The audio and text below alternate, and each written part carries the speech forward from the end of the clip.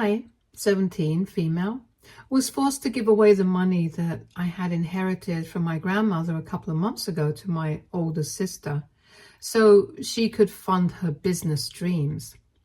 My older sister, Connie, is 6 years older than me and has always bullied me because she just seems to have something against me for no reason. The truth of the matter is that she bullies me because she can. She knows that she will get away with it, like she always has, right from our childhood. My parents always told me not to make a big deal out of things, and whenever I would complain to them about Connie and her behavior towards me, they would tell me that I was being sensitive. It was now that I realized it was just my parents gaslighting me into believing that this was normal behavior by older siblings, and I have nothing to be upset about. But I can tell you guys for a fact that Connie was much worse than other older siblings because she was not messing around with me, and what she did to me was not harmless. Obviously, when we were very little, there was always her trying to put me down with her harsh words, and my parents telling me to shut up, but never saying anything to her, even though it was she who was making me cry. That was horrible in itself, but at least it was just verbal. But this particular incident that took place when I was 13 was what made me realize that she didn't just dislike me, she actually loathed me. So my family and I had driven to the beach, and Connie had brought along a couple of her friends with her. She was 19 at the time and had come back from college for the weekend, so she and her friends were spending all their time together, and things had been particularly nasty for me because for some reason, her friends seemed to hate me just as much as she did. I guess they were all suffering from the same kind of mental disorder that made them hate people who had done absolutely nothing to them. Anyway, they had constantly been putting me down, making cutting remarks about me, and just giggling every time I was around. I had gotten sick of it, so I decided to take a break from them, and I was just sitting by myself alone on the pier with my feet dangling over the water.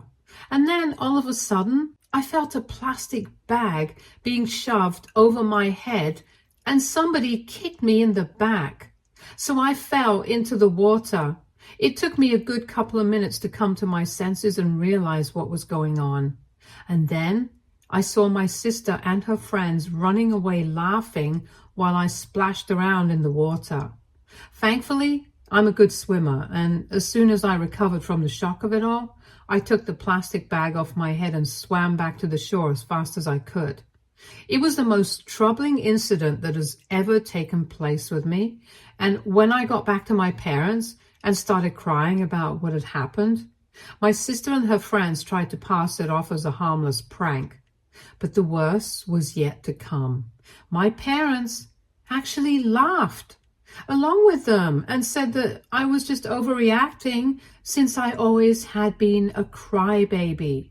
They said that nothing would have happened to me, and my dad even made a joke about all those swimming lessons having finally paid off.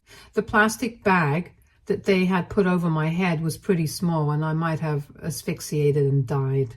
Also, if I hadn't managed to come to my senses in time and taken that bag off my head, there was a chance I might have drowned. So many things could have gone wrong, and yet they seemed to find it all very funny.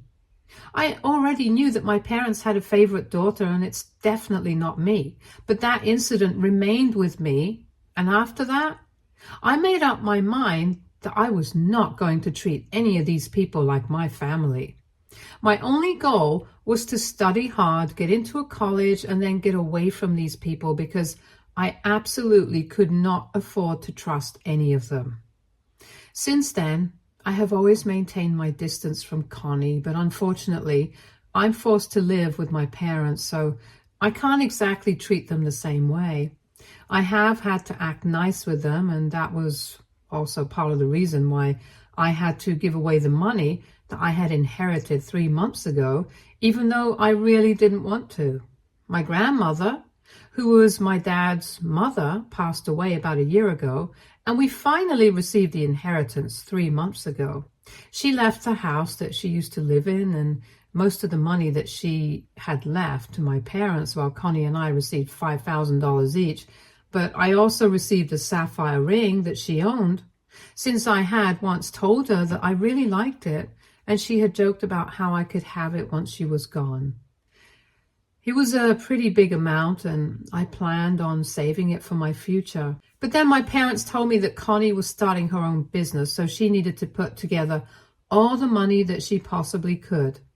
They were already helping her, and now they were counting on me to do the same. I did not think that it was fair because it was her business.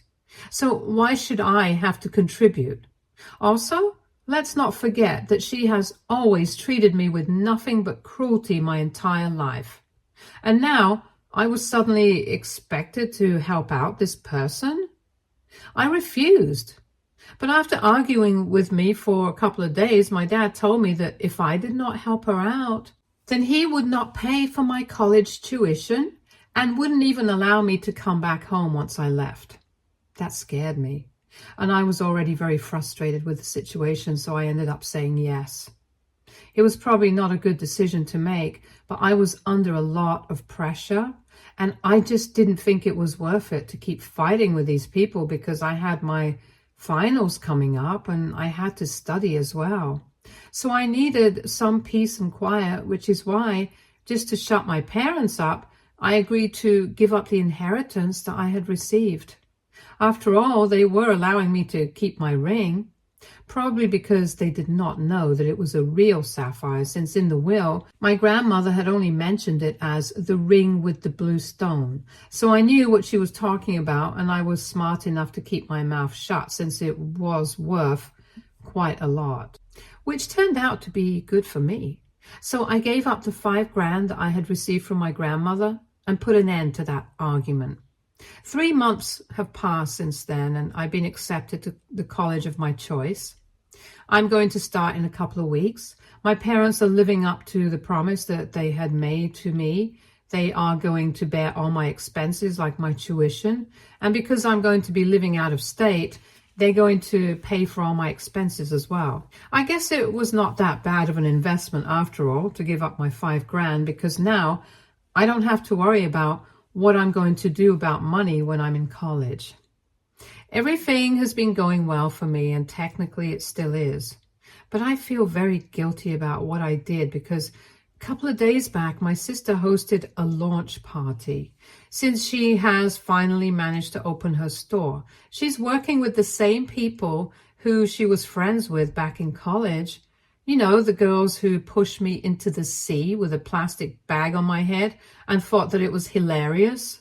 The three of them now own a massive shoes and accessory store, and it's pretty basic stuff, but they think that they did something revolutionary, since they believe that whatever they have come up with are really cute things. Anyway, they do have a lot of yes men to agree with whatever they say, so their cronies are definitely going to be shopping from there, and I already know it. There was a chance that my sister could have had a successful career ahead of her, but I kind of did something after she sent me a bunch of photos from the launch party to rub it in my face. I was obviously not invited to the event, and when my parents left, they told me that the reason I was not invited was because it was an adults-only event and I was 17, and they couldn't take me with them. It was a bunch of baloney, but I really didn't want to go anywhere. However, the day after the party, Connie sent me a bunch of photos and a text saying that since I had missed the fabulous party that she had hosted yesterday, she wanted me to live it through the photos. And then, just to be cocky, she said that she couldn't have done this without my help, referring to the $5,000 that I'd had to give up for her. I don't know why, it just got on my nerves. And then when I saw this guy who was in the photos, I immediately went to my gallery and confirmed my doubts. From the photos themselves, I could not tell if they were dating anyone or not, since he was only in the background of a couple of pictures. But even though he had grown out some stubble and put on some weight, I could still tell that it was her high school ex-boyfriend. This guy, let's call him Simon, started dating her as soon as she turned 18, even though he himself was 25 at the time. He was from the same high school as the two of us, but of course he had graduated way before Connie, and they had struck up a friendship online when she was 16. He literally asked her out on the day of her 18th birthday, which I thought was pretty creepy. But Connie thought that it was romantic, and thankfully, this was the time my parents acted like normal human beings and told her that they did not like the idea of her going out with somebody who had been waiting for her to turn 18, in spite of being in his 20s like a creep. They did not want her to go out with him, but I guess she did not obey them and continued to date him secretly. He was working in his dad's company at the time, but after a mere 8 months of being together, they had to break up because he was leaving to live with his uncle in Wyoming and work on the farm, since apparently his father had caught him trying to steal from the company. She was devastated, and that was when our parents found out that she was still with him, since she had come back home to beg my dad to get a job here so he wouldn't have to do what his parents asked of him and allow himself to get shipped off to Wyoming and break things off with her. But my dad did not listen to her and forced her to block him everywhere and promise him that she would never speak to him again. Our house had been turned upside down that day because on one hand, Connie was begging our parents not to make her break up with him and promising them that he would be better, and on the other, my dad was yelling at her for not listening to them and getting involved with this guy who was clearly up to no good, while my mother just kept crying. Obviously, nobody involved me in anything that day, and I was told to stay in my room and not come out. But I had heard his name being thrown around a lot, so I decided to stalk him on social media. And when someone causes an uproar like that in your home, you don't forget their face that easily. So when I recognized him lurking in the background of her photos, I instantly decided to get back at Connie. Because Connie and my parents didn't count me as part of the family. They had been pretty open while discussing the business around me, so I was also aware of the fact that while my own parents didn't need much convincing, her friends' parents hadn't been that easy to crack. They were mostly convincing their parents to invest in the business because I think finding other investors would prove to be a difficult task, since all of them are so stupid and incompetent. But anyway, I knew for a fact that the last person who had been holding out on this business plan was her mother, who was a single parent and was skeptical about betting so much money on a store and dedicated to nothing but shoes and accessories. She wanted her daughter to find a job, work for a couple of years, gain some experience, and then circle back to this so that she wouldn't end up in a bad investment situation. But Connie and her friends were determined to make this work. So Connie had been complaining about this woman a lot while she was at home, and ultimately they had decided that they were going to make do with the money that they had for now. And later on, if their business started taking off, then their third friend's mother would also invest in the business. That was the deal that they had come up with, and for that, they had to make sure that the first few months of their business were a huge success, since at the moment, they only had enough capital to go on for a couple of months. But after that, they would definitely need a second round of investment, unless by some miracle they were able to do enough business to keep up on their own. But realistically, it was unlikely for a business model to break even so early, especially when they were so small scale and the fashion market is not exactly easy to crack. I knew that the last parent who has been holding out even now needed just one excuse to back out of this deal, and I knew that this secret could do it. So I reached out to her through a fake account and asked her to call me because I had something important to share with her regarding her daughter's business. I made sure she called me using the Facebook call feature and didn't give her my number since I wanted to remain anonymous. I had to wait for a couple of hours, probably because she was not sure if this was legit or not, but I guess curiosity got the better of her and she eventually called me up. Then I told her all about what I had seen and who the guy lurking in the background of all the photos actually was. She did not believe me initially, but then I was able to manage to tell her that my job was just to warn her. After this, it was entirely up to her whether she still wanted to invest in this business or not. Then I hung up on my own, sent her a couple of pictures of Connie and Simon from the past, and I left it up to her to decide. I guess she decided to back out of it and even told her daughter to do the same, since the day after I made that phone call, things have been intense. Nobody has any idea that I was behind all of this, but Connie has been calling our parents to try and get them to talk to the mother who backed out and convinced her to come back on board. Her friends are also pretty pissed at her because they can't believe that she didn't share something like this with them, and apparently she's back together with Simon. But she had lied about his identity so that nobody would recognize him. And even our parents are pretty displeased with her for this. To sum it up, she's screwed because literally everyone in her life is mad at her, and I really want to enjoy all of this. But for some reason, I just can't bring myself to do that. I know that this business meant a great deal to her, and now I'm wondering if I was a little too petty and what I did might have been wrong. I overheard our parents discussing how disappointed they were a couple of hours ago, and even they were pissed at her and were considering exiting her business as investors because she had broken their trust. Then it really spelled trouble for her because they almost never get upset with her. So this is something extremely new. And I don't know, this just doesn't feel as good as I thought it would. So AITA for screwing over my sister by trying to get a potential investor to back out of her business because she bullied me as a kid. Update 1. Hey, thanks to everyone who bothered to respond to my post with their advice.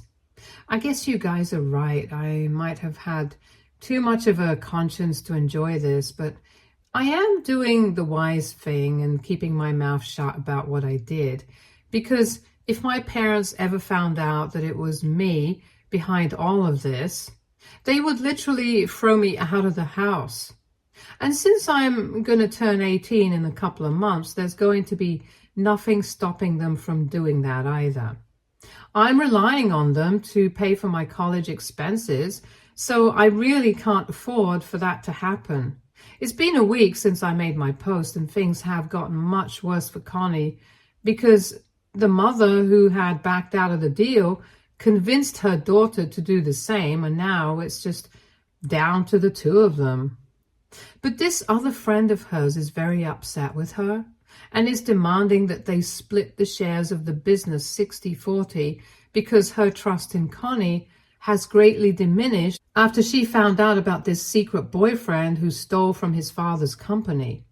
To them, she had introduced Simon as this guy she had met on a dating app a couple of months back and had been with him ever since.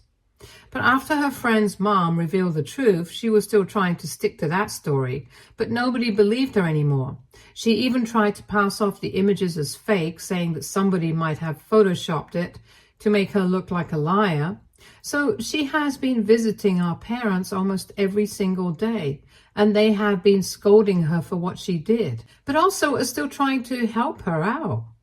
Every evening, the three of them get together with their lawyer to try and figure out a way that she wouldn't end up losing her shares of the business. There is a pretty strong chance that they might have to shut down because of this disagreement if they are not able to resolve this conflict quickly. And I don't know how I will feel about that, but honestly, I have just made up my mind to avoid thinking about this at all. The only good thing that has come out of the situation is the fact that because Connie is in trouble, nobody really pays attention to me anymore, so I can come and go as I please, and I'm literally doing whatever I want. It is nice. It has really taken the spotlight off of me, and even when Connie visits, she just ignores me because she's too busy with her own situation, and my parents don't say anything to me either.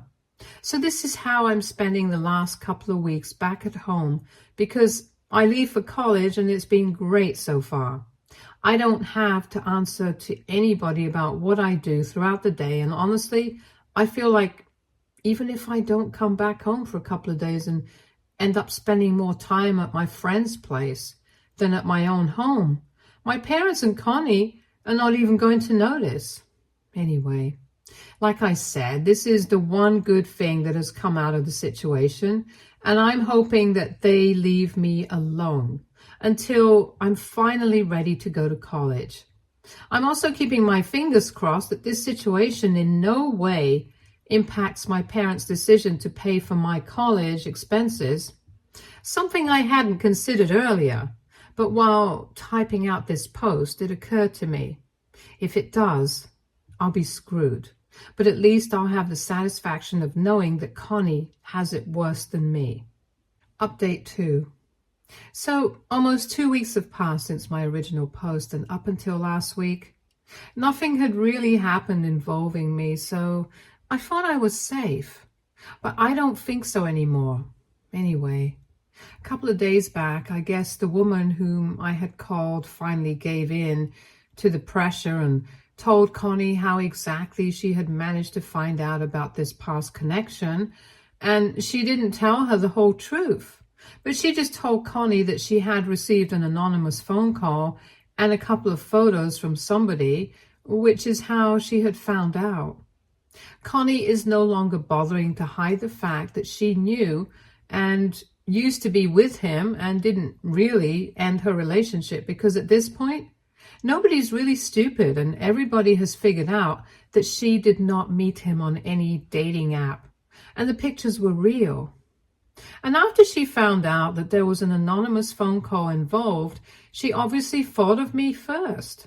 So yesterday, when she visited us, I had the misfortune of being downstairs because I had made plans to hang out with a friend and was just leaving. But then she stormed into the house and shoved me as hard as she could as soon as she saw me. I lost my balance and my temper and shoved her right back. Then she grabbed me by the hair and started screaming in my face, saying that she knew it had to be me who had made that phone call and that she was going to make sure that I paid the price for doing this. I was panicking, but I couldn't let it show on my face because otherwise she might have figured out the truth. And I wanted to stick to the fact that it was not me. So I started yelling at her and I said that it wasn't me and that I wouldn't even know whom to talk to because I met her friend's parents only once, when they had all come over for lunch a couple of weeks before they opened the store. Of course, I was lying through my teeth, but I tried to make it sound as believable as I could. After a couple of seconds of us screaming at each other, our parents intervened and finally got us to break apart. But then Connie said that she did not believe a word of what I was saying and that she was sure it was me who had screwed up her chances of having a career in business, and demanded that I allow her and my parents to go through my phone and laptop. I had mentally prepared myself because I knew that this was coming, but I still threw a fit about it because if I just agreed to it, that would seem suspicious. Anyway, I had nothing to be scared of because I had wiped all my devices clean of any evidence that could point towards me being the person who had made that anonymous phone call. Besides, Connie thought that I had made a phone call from my phone number and not a Facebook account that I had created specifically to contact her friend's mom and then deleted it. So she was way off in the first place. And even when she and my parents went through all my accounts on different social media platforms, they were able to find nothing. When she did not find any proof to substantiate her claims that it was me who had told her friends about her past with Simon, she completely freaked out at me and started yelling at me, saying that I had wiped all my devices on purpose and she knew that it was me. I argued with her, saying that she had lost her mind just because she was going to lose her business, but she had no right to take it out on me. Eventually, things quietened down a bit and she started crying. I thought I was in the clear, but it was then that my parents chose to talk to me and said that it was true, that they couldn't find anything to prove that I was the one who had leaked this information. But nevertheless, they believed Connie because she seemed pretty sure of it. And besides, there was nobody else who could have known about this. Even though they had been at the party and had seen Simon, but hadn't recognized him, so it literally could not have been them. And so that leaves just me, because Connie had sent those pictures with Simon in the background to piss me off. And it was very obvious that I might have retaliated. And then exactly what I had feared would happen ended up happening. They told me that even if they couldn't find any proof, they knew that it was me and were canceling their plan of paying for my college expenses. So now I was on my own, and they did not want any further arguments about this. Then it was my turn to start screaming and crying, but unfortunately nobody cared about that since I was not Connie. After about half an hour of begging, screaming, and a lot of tears and still no response from their end, I finally went back to my room and shut myself in and started writing this update to distract myself. I still have the sapphire ring that my grandmother had left me, and I could sell that, but I'm not sure if it would get me through all 3 years of college. So I'm just considering taking out a student loan and asking somebody from my family to become a co-signer, because like I said, there's just couple of weeks to go until the deadline for making the payment, and I absolutely cannot risk anything. Even if I'm able to cover the first semester by selling the ring, I'm not sure about the rest, and eventually I'll have to figure something out. Update 3. Hey, so a lot of things have taken place since my last update. It's been a month since I posted, and let me just start off by talking about what happened to me. So I left my parents' place a couple of days after my last update because now, since they were not paying for me to go to college, I did not have any reason to stay with them or keep in touch.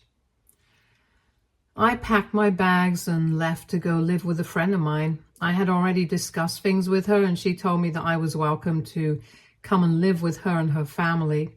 She was taking a gap year, and after living with her for a couple of days, she and her parents told me that she wanted to start working at her dad's business, so she really didn't have any interest in going to college in the first place. But her parents did have a college fund set aside for her, so I could use that for the time being. I tried to decline, but they convinced me, since her parents had known me for a long time, and said that it was as good as sending their own daughter to college. And honestly, I was in no position to say no to an offer like that. So I took them up on it, and even though I am sure that they don't expect me to pay them back, I'm going to make sure that I do. I am on campus right now, and I didn't even have to sell my grandmother's ring.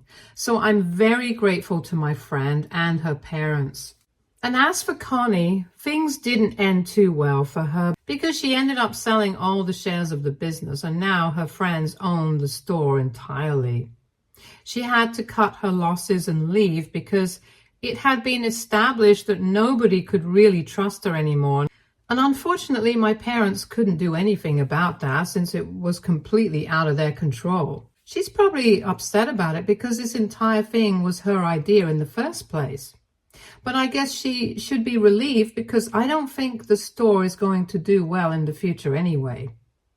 Anyway, that's none of my business because I have no contact with them anymore. I'm just going to focus on my future now. Stay tuned for more stories from our girl relationships.